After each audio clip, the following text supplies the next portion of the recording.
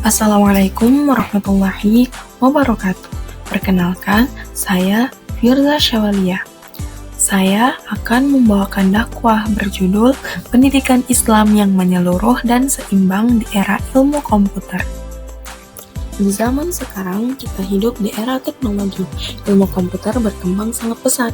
Algoritma, data, dan kecerdasan buatan memengaruhi hampir seluruh aspek kehidupan kita. Namun, di tengah kemajuan itu, ada satu pertanyaan penting. Apakah pendidikan kita sudah seimbang? Hari ini, pendidikan seringkali dilihat dari satu sisi saja. Ada yang fokus pada ilmu agama, tetapi menjauh dari dunia dan teknologi. Ada juga yang mengejar prestasi, gelar, dan kemampuan teknis, namun melupakan iman dan akhlak. Padahal Islam tidak pernah mengajarkan kita untuk memilih salah satu. Islam mengajarkan pendidikan yang utuh dan seimbang. Dalam Islam tidak ada pemisahan antara ilmu agama dan ilmu dunia, termasuk ilmu komputer, karena semua ilmu berasal dari Allah.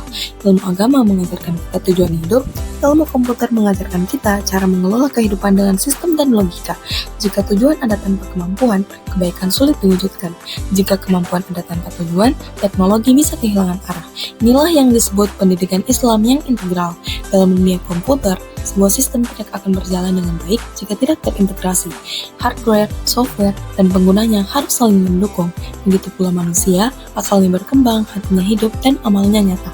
Rasulullah SAW mendidik para sahabat bukan hanya agar rajin beribadah, tetapi juga agar cerdas berpikir, mulia akhlaknya, dan bermanfaat bagi masyarakat. Beliau membentuk generasi yang siap menghadapi zamannya tanpa kehilangan iman. Pendidikan Islam juga menekankan keseimbangan antara dunia dan akhirat, antara ilmu dan amal, antara hubungan dengan Allah dan hubungan dengan manusia.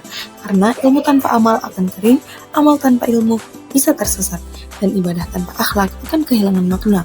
Maka tugas kita hari ini di era digital bukan hanya mencetak orang yang pintar teknologi, tetapi mencetak manusia yang amanah dalam menggunakan teknologi. Karena tujuan pendidikan Islam bukan sekedar mencetak orang pintar, tetapi mencetak manusia yang beriman, berilmu, dan beramal.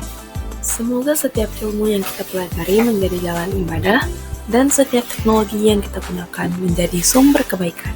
Wallahu a'lam bishawab. Wassalamualaikum warahmatullahi wabarakatuh.